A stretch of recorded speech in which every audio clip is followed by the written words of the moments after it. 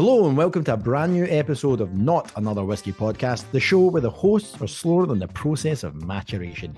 This is your captain, Nicholas Polacki speaking, and I am joined in the cockpit, as always, by the talented Mr. Mitch Bouchard. Mitch, how the hell are you, sir?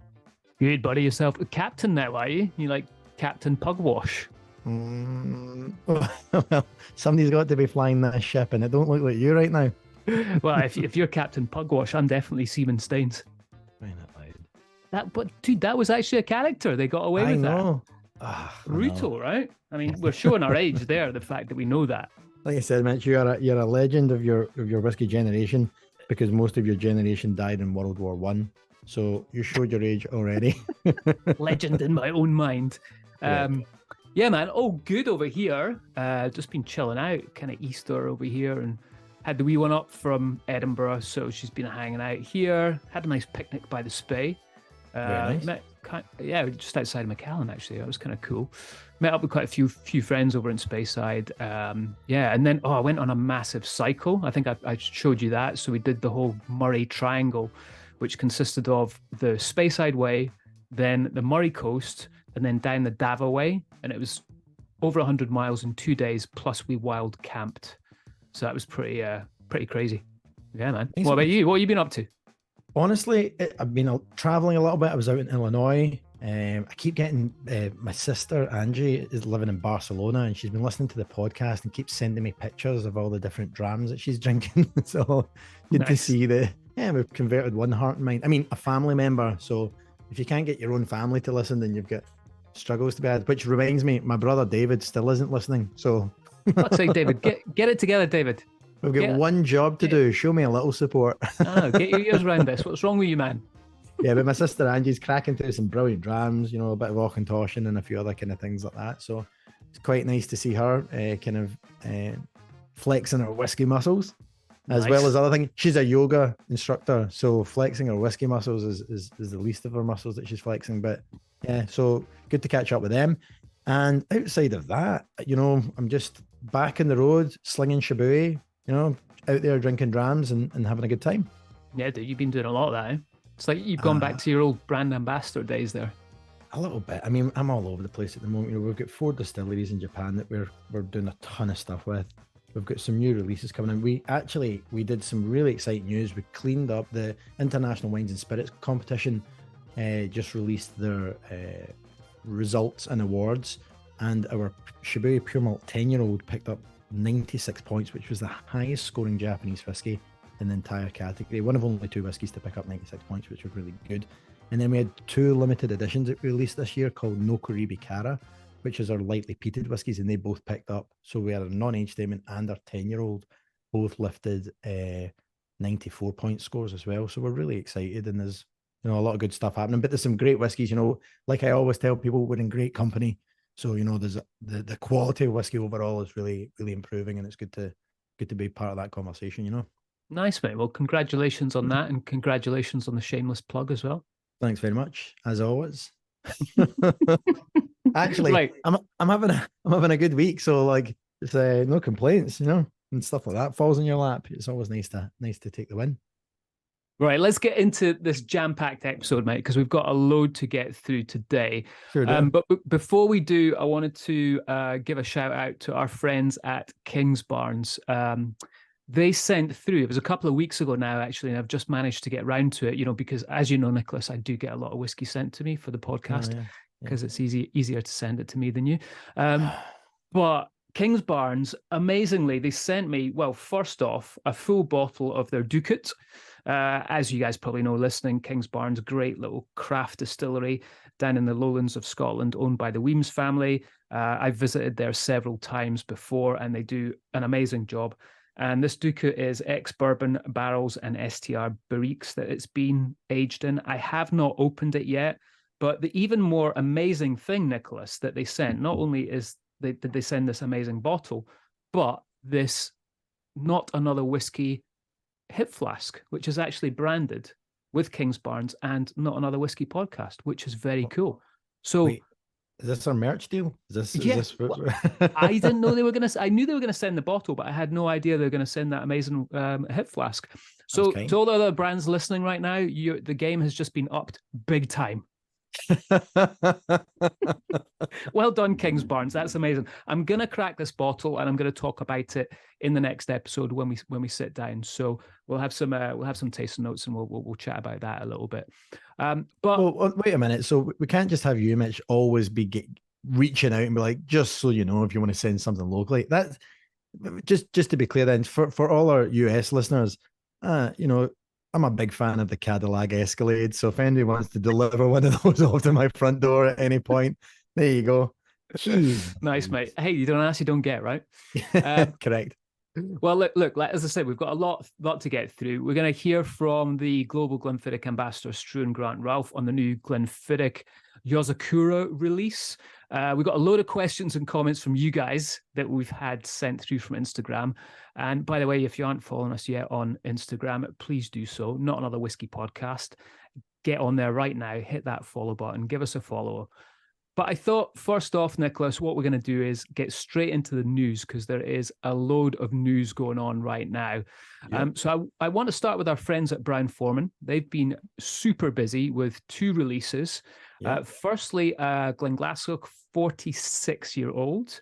Now, Nicholas, good news for you here, actually, talking about what whiskies you can get in the US, because you can only buy this in the US at a bargain price of $4,800. Now, Rachel Barry, their legend master blender, talks about this having sweeter undertones in the malt due to the result of the unique microflora in the surrounding area, as it spent its entire life maturing on site at this coastal distillery. Very well done, Rachel. Whenever you want to send a little sample over, this was one that's in the United States, so no delay necessary. Actually, funnily enough, in 2015, I got a cask sample of this before Brown-Forman had taken over the distillery. So I actually have tried this liquid, but not at 46 years old. I tasted it, obviously 8 years ago, and it was spectacular then. So I'm looking forward to doing a compare and contrast. And actually, nice. True to form, I even showed Mitch earlier, I actually have the cask sample, still a little bit left in the bottle. Didn't completely finish it. But wonderful, wonderful whiskey. Brown-Forman have also released some new Glendronachs as the distillery approaches its 200th anniversary. 2 new limited editions honouring distillery craft. So cask bottling batch 19, spanning 12 expressions, and cask strength batch 10. Now, the Glendronach cask strength batch 10 is bottled at 58.6% ABV, so it's a big boy juice. And like all Glendronach expressions, is natural colour. It's available from selected retailers worldwide at £77, so about $95, give or take. And the Glendronach cask bottling batch 19 bottlings vary in strength from 50.7% to 57.89% ABV, and are retailing anywhere from £545, so what's that, about $630, to £1,037. Jeez, they're really making me work for these numbers into dollars, but what's that, about 1,200, give or take, depending on age, which ranges from 28 years to 31-year-old. And the Glendronach Distilleries Visitor Centre is the only place in the world where all 12 batch 19 bottles will be available to purchase by the bottle or dram. So that's pretty exciting stuff, and a great reason for you to get in a plane, train, get in your automobile, get in your bicycle, get in your pogo stick, however you have to do it, and get to the Glendronach Distillery Visitor Centre. And for me, that's great news because I'm up there all the time and it's only 30 minutes away from me. So I look forward to having a wee dram of a few of them next time I'm up. But if you've been living on a desert island over the last couple of weeks, then you'd be forgiven to not have seen the new release of Glenfiddich, as it's been absolutely everywhere. So this is an exclusive part of the Grand series that draws a heavy influence from Japan. Actually, something that we're going to talk about on the show very soon. We're going to dedicate a whole episode to this. Not this Glenfiddich expression, but the fact how Japan has influenced whiskey around the world. So I had my good friend and global brand ambassador, Struan Grant Ralph, round to the house, and he gave me a wee sip of it. And this is what we had to say during that discussion. All right, Struan, welcome to the show, man. Kind of to set the scene for everyone listening. We're down in Copperbrook in the house. You've just finished up at Glenfiddich for the day, and you swung by and brought some fantastic whiskey, man. It didn't take us long to pour something nice in a glass. Let's put it that way. So it's it's a pleasure to be on. It only took you 2 years to invite me on, but I've been listening and enjoying your podcast. So well done on that. I'm sure everyone can agree. And it's good to see you, man. Thank you.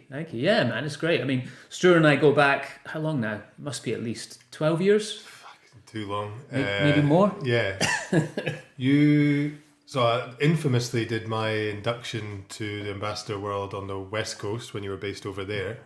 But I guess we would have met first time up in Speyside back in 2011. So 12 years. I reckon it was before that. It was a party where it was you and Fraser were at it, and it was like Mike Aikman and Steve and all those guys were there. If you're going back that far, then that's in the mists of time. Yeah. Way back in the day. Thankfully, that was pre-social media, given the nature of that party. So you basically travel around the world now as the global ambassador for Glenfiddich. How's post-COVID been? It's been great, yeah. I mean, I became a dad, so the desire to stay at home, I suppose, is much greater and balance your travel. I think in our heyday, we were proper road warriors. I mean, you and I and a lot of other people that do these jobs go on the road, love being in the markets, talking about whiskey shows, talking to retailers on trade. Now, I thankfully can balance that with being in the brand home. So obviously I live in Speyside like you do, and I'm a bit more selective on when I travel. So nice. For the bigger launches or for supporting markets where we're not represented, and it's maybe a lot less time on the road and a lot more time here in the heart of Speyside, which is lovely. Yeah, it's fantastic, mate. Fantastic. And I think, it's Glenfiddich is obviously still very close to my heart after spending 10 years with them. It's still an amazing position, I think, being a Glenfiddich ambassador for them, because you have so many exciting releases that are coming out. I mean, you just had Orchard. We're going to get onto this new 29-year-old in just a second, but it's still pretty fresh, right? When you have all these experiments that Brian's playing about with. Just for anyone at home, Mitch has a small tear in his eye right now talking about Glenfiddich. This is not nice. I'm glad that we've got some whiskey on hand. But I think it's probably quite rare in this day and age for people to spend as long as you did, that I have, with one brand and not move on and not maybe try something new. But I think Glenfiddich continues to evolve, to do interesting things. You can be working on something like Orchard, which I was involved in, which was a really nice project with Temperley family down in Somerset, working with their Pomona and some really interesting casks, and a proper partnership with a really nice family. To, on the under end of the scale, price scale, something like Grant Yozakura, which we launched last week, which is a 29-year-old, interesting cask, which we're going to get into. So, there is enough. Glenfiddich's big enough. It innovates. It doesn't really stand still. So I feel like, there's loads there to keep myself, and, we have a big team that are still good friends of yours, keep us all really interested and keep us out of trouble. Absolutely, mate. Before we get into this, so this is part of the Grand range that you look after with Glenfiddich. Let's chat through the Grand range really quickly before we get on to this new one here. So 21-year-old, let's go with that, Grand Reserva. Yeah, the longest standing of the Grand range. It has it's had its odyssey, I suppose, in a Cuban cast back in the day. It was Havana Reserva. Very storied release. It's always been the sort of peak of the Glenfiddich core range, now the start of the Grand range. If you're sitting down to nose and taste it, it's all desserty, tropical, panna cotta, coconut, lovely. Do not make a daiquiri with it. I know some people advocate for that, but those people are mad. They're just idiots that live over in California. Paradise. Yeah, that's right. So then moving on from that, the Grand Cru is an interesting one. I was just involved in that before I left. Yeah. How's that been going? Another adventure in casks, I suppose. It's not a cask that's used very often. Cuvée casks, used in the early stages of a particular type of wine creation, sort of fermentation, resting phase. We get these casks, and interestingly, when you use them as a sort of first fill finish, They can almost overpower a whiskey, almost to a drying point, or almost acidic. So we actually use a second fill finish, as in the casks have been used twice. You then vat that, and the resulting Grand Cru is, just a very vibrant, lively. It was a whiskey made for celebrating, which we launched in 2019. So there was pretty bad timing on that on that front, given what happened over the following years. But I love the way that whiskey has been kind of embraced now. It's a really great whiskey to receive as a gift. Hint, hint. And also just it's a really nice dram. Classic Glenfiddich. The Cuvée cask just sort of elevates it. And then the 26, obviously Grand Couronne. That was my last ambassador trip, which was fun. Remember you organised that. We went over to France, which was quite a cool little escapade, I suppose. Cognac, that was lovely. Yeah. And I suppose so much of Grand range is about the meeting of two worlds. So in this case, it's cognac and single malt Scotch. 26-year-old Grand Couronne. Yeah, it's a crowning glory. I mean, Couronne means crown. That's a really kind of rich, unctuous, kind of sweet draught. If someone says to you, 26-year-old Glenfiddich finished in cognac cask, it tastes exactly like it should. It's really big, bold. I know you like a cigar. It definitely holds up really nicely with a cigar. And we also have Grand Cortez, which maybe isn't in front of you now, but the Grand Cortez is the sherry finish, Asia exclusive. Got it. I was just thinking back to that France trip. I think the funniest thing that happened was flaring with that bottle of Snow Phoenix in Mark Thompson's room, and it smashed all over the place. I don't remember it being funny at the time. When people say like Snow Phoenix is a very scarce whiskey, well, there's a reason for that, because Mitch has been dropping them on the hotel room floors. But I mean, I feel like we learned a lot. We saw we saw very big distilling houses. We saw smaller cognac producers, Armagnac. We met Mark Thompson's father. Do you remember the Silver Fox? That was a great 2019 trip. Let's talk about this new 29-year-old, which is just hot off the press as we record this. Not sure when we're going to put this out, but I mean, this is a week old, if that now.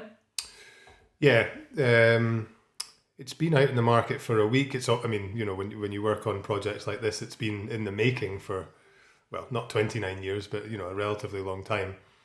It's been great to see the uptake on this. I think we've been quite disruptive with the way this whiskey is packaged and the way that it's been brought to life. You're talking about Japan's influence on Scotch whiskey. Definitely see it if guys listening, if you haven't seen the pack or some of the accompanying content on this, it's really stunning, taking inspiration from Hanami, which is obviously the great Japanese tradition of watching the blossoms and celebrating that. And it's another really knockout whiskey in the Grand range. And let's talk about the name of it. So why was that name picked? So Sakura is the cherry blossoms, and Yozakura is the cherry blossoms at night.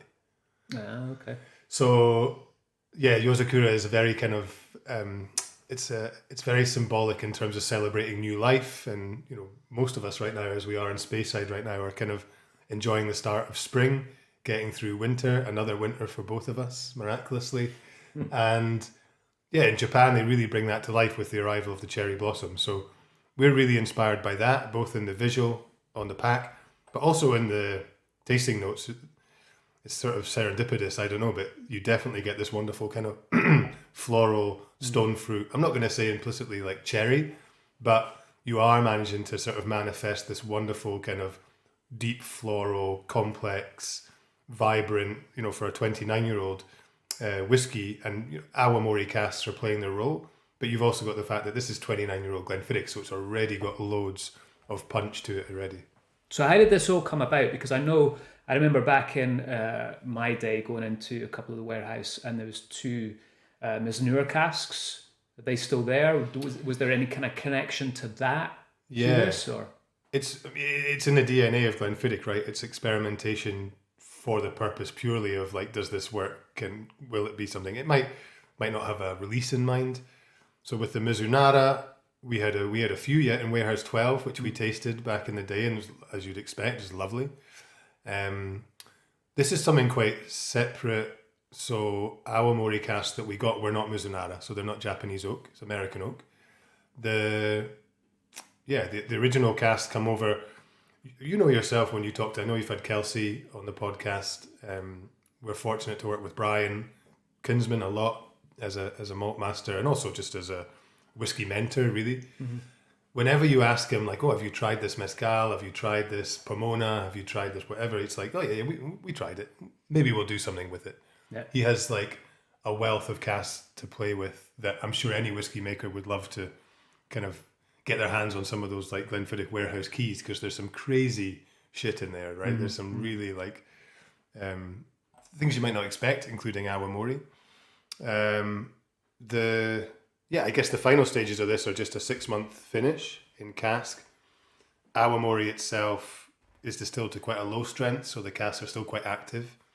And can you just explain what Awamori is? Because I know I had to look it up when I first saw it. So yeah, picture the worst hangover you've ever had, which might have been with me in Las Vegas. I'm not sure. Let's not go down that road. The Awamori is, think of it essentially as a distilled sake, but that's not doing it credit. You're taking specifically indica rice, so Thai rice, which goes into Okinawa, and Okinawa is the home of Awamori. And they have, quite a rich culture of making this. It's indica rice, natural fermentation using black koji. So black koji goes in and plays the role almost of like a heterogeneous enzyme. And then they introduce yeast, get it up to strength, distill it once. So if you know yourself, if you distill anything once, you're not really purifying it. It's left with quite a lot of character, up to around like 45, 46% ABV, and it's drunk like that. We've had a few Awamori experts up to the distillery just to talk us through, what we're dealing with here, and they're very passionate about it. It's very much rooted in Okinawan culture, which is a rich culture in its own right. And yes, with that said, it is a hefty scoop. Let's put it that way. If you spend a night on the Awamori, but we're not looking implicitly at Awamori. We're looking at Awamori's influence on cask, right, and on the quality of the cask.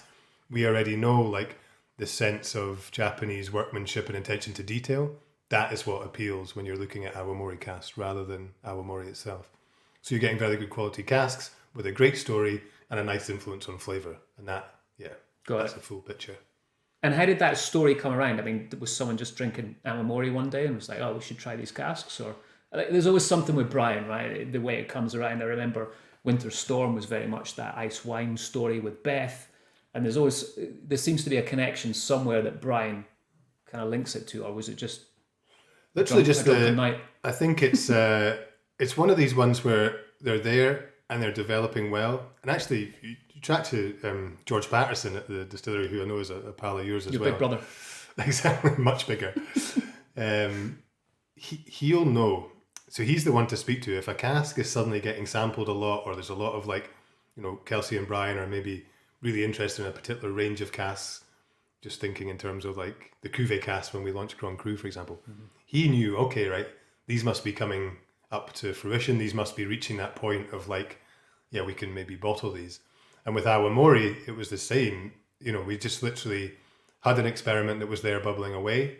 And then, 2023, there's an opportunity to bottle it and to I guess celebrate something that is rare. It's only about 900 bottles. Mm-hmm. And to get the creative right and to package it in the correct way for 29-year-old Glenfiddichs don't come along that often. I think we've only ever bottled one in the past, which was a Spirit of Nation bottling. And it's cool. It's just a really cool proposition, not a cask that we've really seen before. You're nosing it right now. What do you think? That's amazing. I want to go back to the DNA of it quickly, though. Did you say this is all American wood and then Awamori for 6 months? Is that right? So So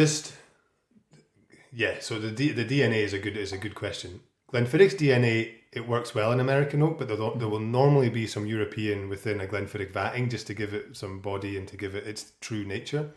So the majority of this is American oak with some European in the original 29-year-old. and then finished in Awamori casks, which are American oak.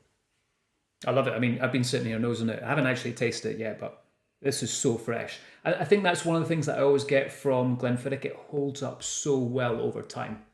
You can still tell that that's Glenfiddich. It's not been overcooked at all. Yeah, and I think like you probably get asked quite a lot about, Glenfiddich and Balvenie are only about 500 yards away from each other. What are the significant differences between the two distilleries? And I would say that on day one when they're made, Balvenie is fruit but fortified and in a cake, and Glenfiddich is fruit but fresh off a tree. Mm-hmm. Yeah. And then I think for that reason, that fresh fruit off the tree, that green grass, that kind of pear apple note, it evolves really nicely. So when you get Glenfiddichs around 30 years old, they, like you just said, like they hold up so well. They're very fresh. Mm-hmm. They almost manifest with this like tropical note, those really estery flavors from a long fermentation evolve really nicely in cask.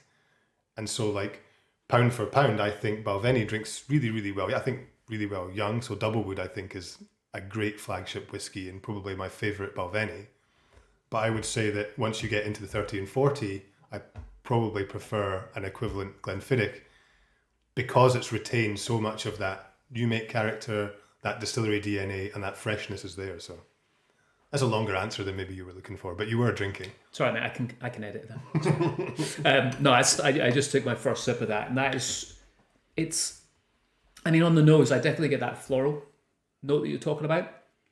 But I mean, it's a delicate finish. It's quite a light finish. It's quite zingy, but it's also a big mouthfeel to that. It holds. Yeah. That's lingering around for a long time. And I'm just thinking about waxy green apples. Yeah. And I know you have Brendan McCarran on your show every 2 weeks. And he likes to talk about wax. The wax master. The wax master. And the waxiness in that has been pulled out as a function of age, but also Awamori's got real like fusel oils and loads of funk because it's only been distilled once, right? So there's still a lot, going on there. And you're getting really nice mouthfeel. You can see that oiliness in the glass, which I'm not always a huge advocate for swirling my whiskey in a glass and deciding what mouthfeel or character it's going to have, but that certainly does have oiliness. And 45.1 as well? 45.1. Pretty punchy.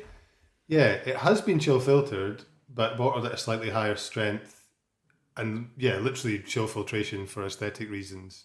Your dog is getting very bored of my chat, by the way. The dog started snoring in the background. Just when I was talking about chill filtration. You should be used to that now. What happens in most of your tastings, isn't it? Actually, a little bit of snoring. There's 2 people here and one of them are sleeping, so that's not bad averages for me. You're still awake. Brilliant. No, I love that. Thank you so much for bringing that down. I know this is very limited and also very expensive. What are we talking? £1,500 on this? Guy like you. I bought 2 the other day when I was at the distillery. Yeah, 1,500. Yeah. So on the one end, it's a pretty hefty price tag, but super limited. It's a one and done, proper one and done. When you see the pack, and we had some folk into the distillery today walking out with 2 under each arm. So I mean, it's nice. There's some in the distillery shop. E-commerce, obviously, there's a ballot happening in the UK, and it's out there. Yeah, it's launched across markets, so you'll find it in US. It's in the Far East as well. Yeah, beautiful. Well, Struan, thank you so much for bringing it down, man. Great to see you. Great to hang out. Slange. Great chat, Mitch. I really need to move back to Scotland to get some of the amazing drams that you seem to be getting. On that note, actually, those Glenfiddich barrels, the Awamori cask, came from our distillery. Masahiro, interestingly enough. So that's came from our Masahiro distillery. That's where we make Shibui 10-year-old white oak and our 15-year-old sherry cask. Just phenomenal distillery partner and just massive, like great master blenders. Obviously, the distilleries in Japan make multiple things similar to the distilleries in Scotland that make gin and vodkas and other things like that. So Awamori is the national drink of Okinawa. And almost all the distilleries have been, started their lifespan over 600 years ago in some instances, kind of laying down Awamori rice spirit. So it's a very, very interesting to see and great to see that Glenfiddich have expanded into that. So moving away from new releases, here's a story that caught our bloodshot whiskey-soaked eyes this week, which was that A British con artist is being charged in the US for scamming £10.6 million from wealthy pensioners, telling them that he was a millionaire whiskey investor. So this is again, probably a warning note for all people out there, just to be aware. This guy, Casey Alexander, preyed on over 150 American investors, basically telling people that he's the guy that was going to, get them a ton of old stock, and was laying down all these products, and had access to multiple barrels of rare whiskies. And it's reminiscent, and like I say, a genuine warning shot to everybody out there that, like, if you want to do your homework, if you want to get into whiskey investing, the reality of it is the best investment you can make is buying the whiskies that you like the best. That's I've always said that to people. Buy the brands, because buying the barrels, you don't know what you're going to get out of it at the finished end of it. So I'm always a little wary of people that say they're going to sell you those magic beans. But it's interesting to see that was a very, only 150 people coughing up over £10 million. It's an outstanding amount of money to be raised on a mouthful of BS. And this guy's only 26. I mean, pretty amazing Wild job. Aye, but like most con artists, that's the chat, right? So I watched one of his videos. I don't know if you looked up his website at all, but he had like a 10-minute video which I sat through. And honestly, to the untrained eye, you would think this guy is a bit of a whiskey expert. There was a couple of things in there that he kind of slipped up on, but really, like, I picked it up. I'm not sure how many people outside of the whiskey industry, or sort of people that are whiskey geeks, would have really picked it up. But looking at that video, super well polished, really well sort of put together as well, So I'm kind of not surprised he managed to get that much money. Well, how much money did they get out of you?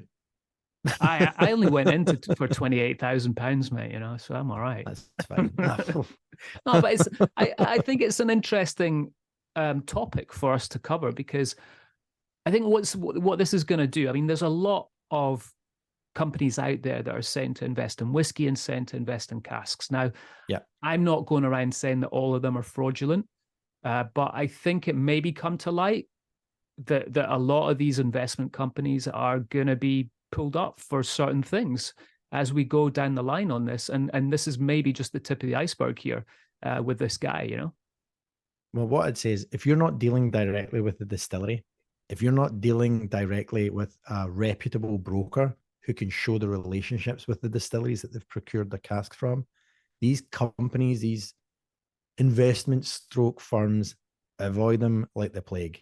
I don't think they're worth the effort and the energy. And if they can't show you the journey of how they've managed to put their hands in those barrels, I think that's the starting place. But like I said, Mitch, and I do talk to people about whiskey investment. Buy the bottles that you like. The brands are where the value is, and you can see that in every whiskey index and every bottle auction. These barrels that are trading hands, there's a lot of whiskey in those barrels for the millions of dollars. You can see that happen just on single bottles of the right brands. So it's really the brand bottlings where the whiskeys are rare and old, where the value really lies. Buying barrels, leave that up to the experts that know what's in a barrel to begin with, because they're going to bottle the right whiskey to begin with, and not just choose a barrel because it's an old barrel. Right, so moving on, we need to mention the World Whiskey Awards. They've just been held at the end of March. And firstly, congratulations to our good friend, Mr. Mark Thompson, for picking up the Whiskey Ambassador of the Year award.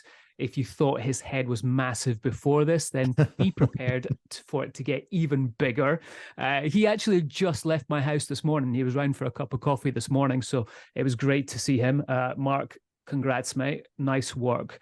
But the other one I wanted to mention, and there's a load of awards that we can probably go through here, because there is various amounts of subjects that they cover, ranging from best distillery experience to best blend to best overseas whiskey that's not Scotch whiskey. But the best single malt award went to Milk and Honey, which I think's unbelievable. I mean, we've mentioned these guys on the show before, and I've always been really impressed with what they have been doing out in Israel. So congrats to you guys. Really great to see you picking up that award. We need to get Shilton, their brand ambassador, on here soon to get a little insight, I think, into that liquid. What do you think, Nicholas? Get him on board? Yeah, we've already reached out. So hopefully we're just looking to put a date in the calendar. So that will be happening very soon. So make sure you tune in for that episode, which will be coming up down the line. On that note, Mitch, like you and I, hopefully next year we'll be up for a Whiskey Communicator of the Year from the World Whiskey Awards. So we've got to make sure that we're everybody out there who's listening, make sure that you're championing that and letting the people at World Whiskey Awards know who your favorite whiskey podcasters are. Hint, hint. Nudge, nudge. Hint, hint, Bethany and Chris at Whiskey Magazine. We know you guys listen. There you go. Right. So on to what you guys have been asking and slagging us off rather on social media. We put out a post on Instagram. Well, let me be clear. Mitch did, as I'm about as useful as a button in a sock when it comes to that. But here are some things that you said or asked. So I'm going to start with this one, Mitch, which I thought was an absolute belter. This comes from Whiskey Terry, who I believe is your cousin-in-law, Mitch. Yeah. And she simply just posted Mitch as a fanny, which is what a beautiful family you have. Right. Just is that a question or is that just a statement of fact? I think that's probably a statement and probably fair, to be honest. So I'll take that. There was another one following up. Was that it just said, "How are you so great?" Oh no, wait a minute, that was me that wrote that. Just as a. But we did get one from Fraser Campbell, who is also my partner in crime at Copper Cairn. He stated a fact for us. Said, on a strict whiskey diet, you can easily lose between 15 and 20 days. I think we've done that before, Nicholas. Like I remember back in the California days. I'm sure it was more like a month. Perhaps. I might butcher this gentleman's last name, so apologies up front from our friends in Norway. But Eric Later says a huge shout out from Norway. Eric loves the podcast and the banter, so thanks very much for that, Eric. Eric also says, I miss Daz, but I love it when he is the short end of your jokes, which is easily done because he was only 4'6". So he's always been in the short end of our jokes. And Eric, we can accommodate you there because on that, our good friend Colin Hart, as Glenfiddich asked, why is the podcast so much better without Daz? I mean, I think that's pretty obvious, right? I would hope so. Sorry, Daz. Daz is still in good form. I was chatting to him yesterday. And for those that are interested, I don't think there's that many people, but he's doing really well in his new job. All happy, all good. So he's coming up to Speyside to visit soon, or I'm going to go down to Edinburgh and visit him soon at one point. But we were talking about getting him on. When you come over, Nicholas, we're talking about doing a Whiskey Live episode, which we've been chatting about, and potentially getting him on the panel for it. And getting him to pour some tasty whiskies of some of the Bowmore that he's looking after now, which would be nice. Fantastic. By us saying getting him in the panel, we mean be a waiter for the show, right? Yeah. Pour out the whiskies for us. Correct. There you go. Right. So getting into some more serious questions, Henry Pritchard asked, which distillery have you yet to visit and what's top of your list? Oh, that's a good question. That is a great question. Mitch, do you want to go for that one first? You know, I mean, if I'm going to go Scotland, there's not that many, to be honest, that's still on my hit list in Scotland. I've got to say, I think I've been lucky enough to tick off most of the big ones. However, there is a little one that's just opened up, Rassay, and I'd love to go and see that. I haven't been over there yet. So I need to take that trip over there. And, you know, they've got a hotel actually attached to the distillery as well, which you can stay. So I'd love to do that over in Scotland. And I think, you know, for me, Japan is a place that I visited when I was 3. You're not welcome. It's not going to happen.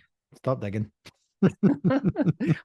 Nudge, nudge, wink, wink, Nicholas. No, but I'd love to go to Japan and check out what they're doing and tick off a load of their distilleries over there. What about yourself? Absolutely. And joking aside, we'll get you over to Niigata and to Okinawa to see our distilleries at some point. Promise. That's a great question. And actually, similar to you, Mitch, I'm struggling to think of ones that I've been to, or not, rather than that, ones I've not been to. And I'm probably going to say, for me, it's more US based distilleries that are on my doorstep that, you know, it's easy. And there'll be plenty of people in Scotland that will know this as well. Like there's distilleries that are on your doorstep that you should absolutely go and see, and it's easy to have them on your doorstep and be like, oh, I'll get to them later. Go and see them now. They need your support. They want your visit, and they want you to come and say hi and drink some of their drams. I'd like to, there's distilleries I'd like to go back to, I think, as well. Like I loved being in Isla. Like I was lucky enough to get a private one-to-one tour with John Campbell at Lafroig, and obviously he's moved on to new things. But Lafroy is just a great distillery. Ardbeg's a great distillery. Even here in the States, like going around Woodford, like I'd love to go and do that again. Just it's a beautiful location and just a great shop. And Old Forester as well, just another great spot to go and see and get around, and the juice is killer. So things like that. But yeah, great question, man. Yeah, like that one. Yep. So Words Over Whiskey asks, if we could have a dram with anyone dead or alive, who would it be? Oof.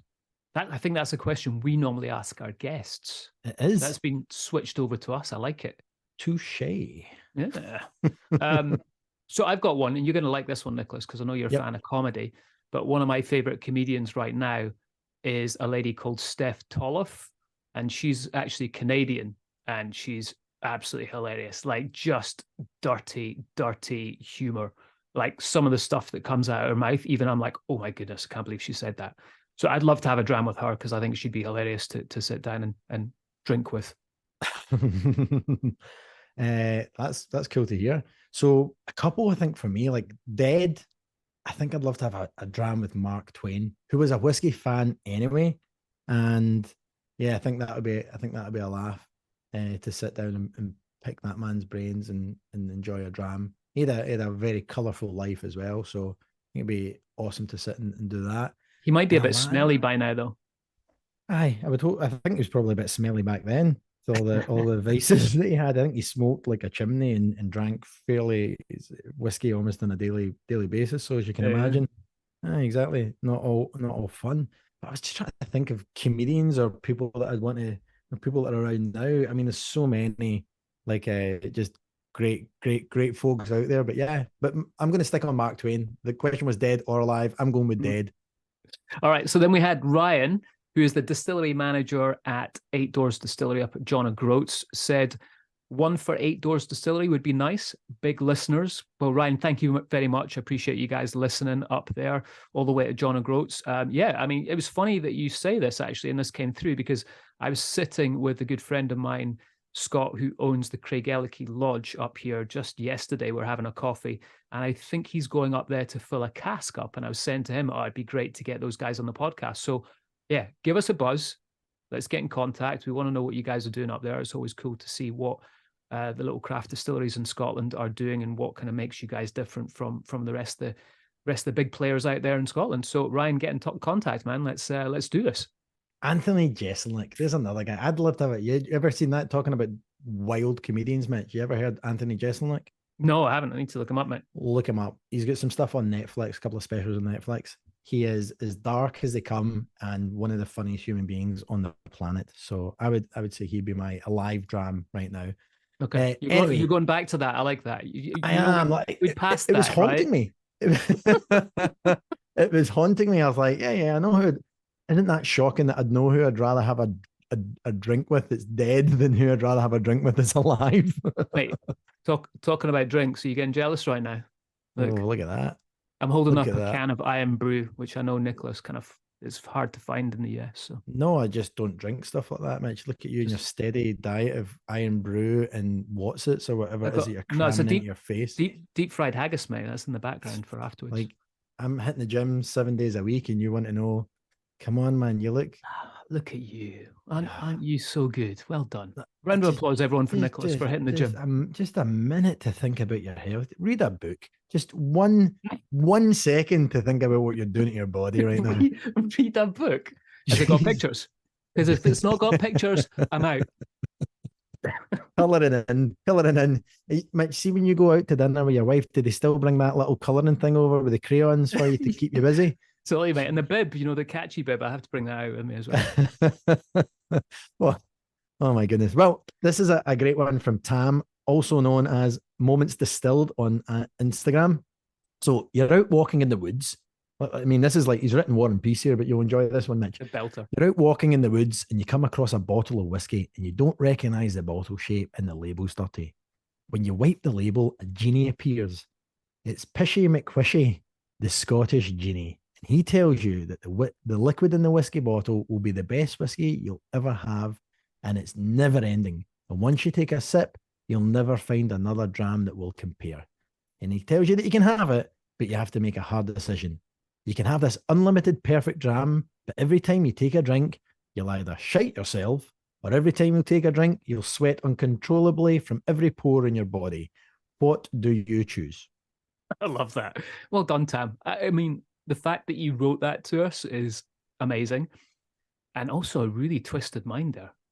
With Mitch's steady diet of iron brew and Watsits, he usually shites himself and sweats out of every pore uncontrollably, regardless. Yeah, so I'll take the dram. Guaranteed. That's a no-brainer for me, mate. He's like that. Two of my favourite things at once. Oh, let me indulge. Oh my goodness. Oh, love that. All right, so that was fun, man. Thank you for all those who took the time to write in for this episode. Great to have some feedback from all you folks, listening, and even though some of it was slander, and I may have to get my lawyers involved. If you're still listening to us right now, it means so much to us if you hit that follow button on your preferred platform, whatever you're listening to us on right now, and give us a cheeky wee 5-star rating. We're planning to grow this show even more to more followers around the world this year. And every time you do that, it really, really helps us out. So we'd really appreciate that, guys. So that's it for this episode, which I think was an absolute belt. I really enjoyed that one. That was a fun. Next week, I went solo again. Oof. Sorry, Nicholas. And that was a good one because I sit down with the legend that is Billy Walker. And we actually sat down in his office at Glenelg, and some of the stuff he said was unbelievable. So you need to tune in for that one next week. It's absolutely fantastic. Thanks again, guys, for tuning in. Nicholas, pleasure as always, mate. As always, Mitch, it's been a blast. Like you said, please give us a 5-star rating. If the top score is 5 stars, if the top score is 10 stars, please do not give us a 5-star rating. Give us the best you can possibly give us. Give us a listen. Follow us on Instagram. Follow us on wherever you're getting your podcasts. And we look forward to speaking to you next week. Bye. Cheers.